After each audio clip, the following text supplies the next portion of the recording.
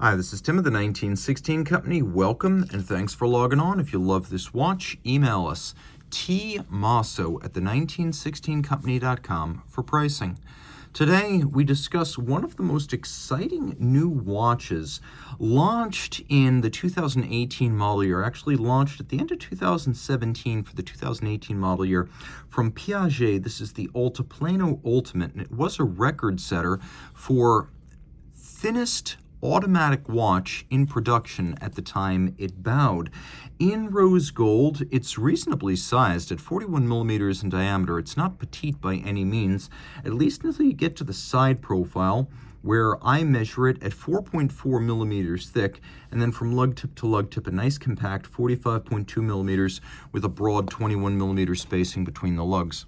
Out of the hand onto the wrist, my wrist 16 centimeters in circumference. It wears really nicely, as you can see, super thin, sitting lower than your wrist hair, and it's not broad from lug to lug. Even though I am pulling the unbroken end strap a little bit tight, this watch will easily fit on a 14 centimeter circumference wrist. Over the top always exaggerates the width of the watch, again, just because the strap's not broken in and I'm pulling it very tight. Taking a look at the strap, it's generous. Large rectangular scale alligator leather, matte finish, black, monotone stitch, folded edge, calfskin bottom, and you can see large symmetrical rectangular scales, a very expensive cut of the beast, as they say. Piaget style strap, but this one is made by G0A43120, which is the OEM supplier to, among others, FP Journe, De Bethune, and many high-end independent brands. We often put watches on G0A43120 straps to bring out the best in the watch. Taking a quick look, we have a Piaget rose gold pin buckle right here, and on the bottom, you can see also Piaget signed. The case is a unique thing. As you'll note, there are lateral fixing screws that are part and parcel to this unusual assembly. Now, the movement is actually built into the case back. So this right here, this is part of the movement. This is not just the back of the watch. And you can also see that there are case back screws. So the assembly methods here, very unusual in terms of how the screws are oriented and how many there are in the process of assembling the case.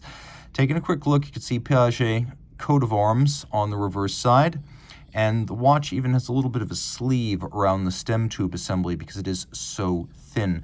Taking a look at the lugs, you can see they're short, faceted, and highly angular. The case is a narrow cylinder with a little bit of a lip bevel to the bezel, and then we have a dial that is sunken slightly below the plane of the bridges. You can see how it's sunken down a little bit, and that's because the crystal is 1/5 of a millimeter thick, and in theory, any kind of pressure against the sapphire could cause it to settle a little bit. And so by sinking the hands below the plane of the bridge, the hands will never come in contact with the sapphire. It will contact the bridges before it contacts the hands. And the watch, surprisingly, is fairly water resistant. It has the standard splash water resistance of 30 meters. So despite being ultra thin, it is as water resistant as a Vacheron Patrimony or a Patek Calatrava. We may as well fire this watch up. Now, impressively, it has a 48 to 50 hour automatic winding power reserve, and I say impressively because there's not a whole lot of room in there for the barrel or the mainspring. And you can see that the barrel is an unconventional assembly sitting underneath the ratchet wheel right here. I believe on one side it actually pivots on ball bearings. Now here's the drivetrain through the skeletonized portion of the bridge down at the base of the dial. The movement, automatic winding. Surprisingly, you can guess at where the automatic winding comes from, but you might be wrong unless you follow this little caliber 910P logo. This is caliber 910P, and it has a 22 karat gold peripheral rotor. So the winding system, which winds through this apparatus up at approximately 1 o'clock on the dial, the winding system is fully peripheral, and it energizes by the motion of a rotor that's outboard of the movement. So the rotor and the winding system and the drivetrain and the barrel and the dial all exist in the same plane. And that's how this watch can be as thin as it is. It beats away at 3 hertz. It all pivots on 30 joules. And I can't really discuss movement thickness apart from the case thickness, but rest assured it is very, very thin. We have solarization on the dial as well as a across the bridges, we have blackened screws, an unusual and attractive treatment. You can see there is quite a bit of beveling. It's mostly mechanically applied, but neat and handsome. And then we have media blast on the base plate and satination on the wheels. It's a really good looking movement.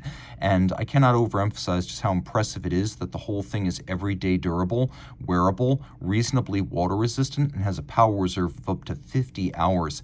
You can see there's a lovely little Piaget style custom micrometric adjustment index for the balance. A lovely unique watch that's a real attention getter from one of the great brands in ultra-thin horology. If you love this watch, reach out to Team Mosso at the 1916company.com for purchase and pricing details.